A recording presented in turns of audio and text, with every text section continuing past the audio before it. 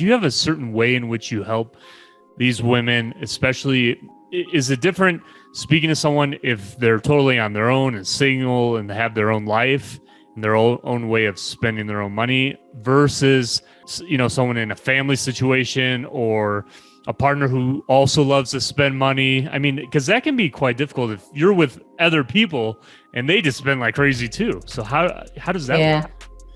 I think you're right. I think obviously it's, if you're dealing with a single person and it's just their money and just their money mindset you're dealing with, it's clearly easier. But then, if you're dealing with someone who's in a relationship or in a family situation, it also depends on how they've decided to manage their money. And, there's no right or wrong way to manage your money in a relationship or in a family, whether, it's all pulled together in one account or you maintain separate accounts. It's what's right for, these people, but it's about how you make decisions within it. But so, for example, one thing I see in relationships in terms of how you manage money is when your partner can be critical of things that you decide to spend your money on.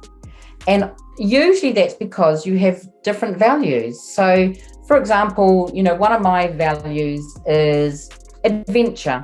So I like to travel and I like to spend money on travel. Now, if I was with someone who didn't like that, they would think, well, that's a waste of money to spend your money on travel. You're better off spending on something else, or I was in a relationship previously with someone who was really into motorbikes and tinkering with his motorbike and would buy all these parts.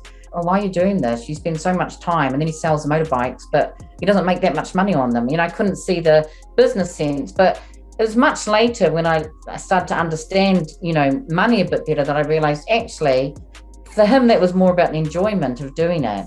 So it's about accepting that you're in a relationship or a family, you're all different people and different things will give you joy. And I always talk about, if you're making a spending decision, ask yourself the question, does this bring me joy in a Marie Kondo kind of way? On a scale of 1 to 10, and how much joy will this bring me? And if it's 5, why are you spending money on that? It should be an 8, or maybe even it should be a 9 or a 10. If it doesn't spark amazing joy. And in relationships, you ask 2 people, they'll have give different numbers to the same, spending decision. So you've got to take that into account and allow a little bit of leeway. Wow. Yeah. I mean, it is probably a bit of work, but if you can strike the right balance with it, it can be more than manageable, I can imagine, right? I mean, yeah, it's just about ultimately it's about communication, isn't it? It's being open and honest.